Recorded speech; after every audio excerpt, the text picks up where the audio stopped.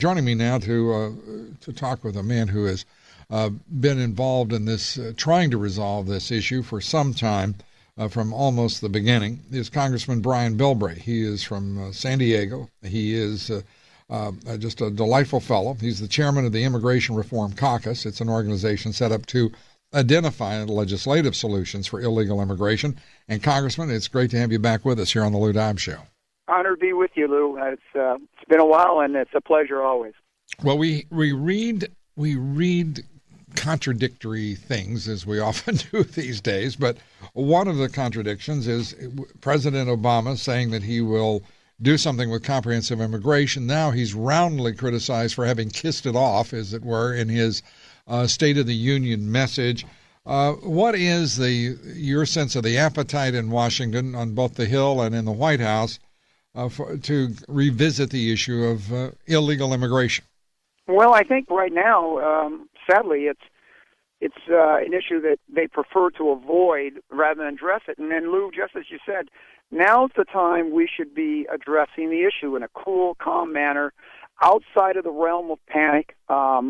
Things have basically, with the enforcement going on and the economy slowdown, it gives us the luxury and the ability to now get together and let's talk about it without screaming. Let's just go straight out and say, where we want to go, why we want to go there, and don't get bullied into one position or the other because of crisis. So I think this issue will come up later on this year.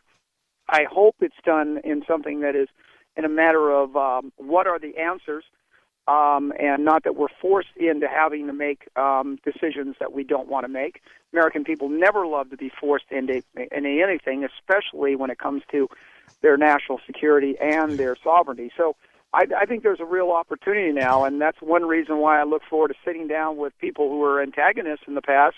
Lindsey Graham. Lindsey and I have worked together a long time and trying to get him to understand, got to look at this big picture, and let's do things based on the long-term issue, not just on a short-term benefit.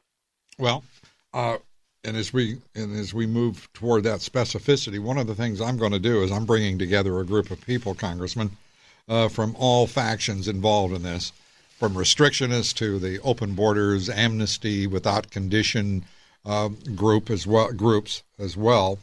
Do you believe we can resolve? Now, and this is a question I'm asking a lot of folks engaged in all quarters of this. Do you believe we can actually resolve this crisis and resolve this issue? Absolutely. The biggest challenge, though, is to understand that credibility of the government on this issue needs to be established. We can't go out like has been done before, say, trust us. The American people doesn't trust the federal government on this. The federal government gets involved in a lot of issues that constitutionally are not our responsibility. But we've literally walked away from our responsibility on immigration, and we've allowed basically reactionary to be the only way to be able to try to address the issue. So I think that we really need to sort of draw this in and understand that we need to talk about this and not be bullied into one position or the other.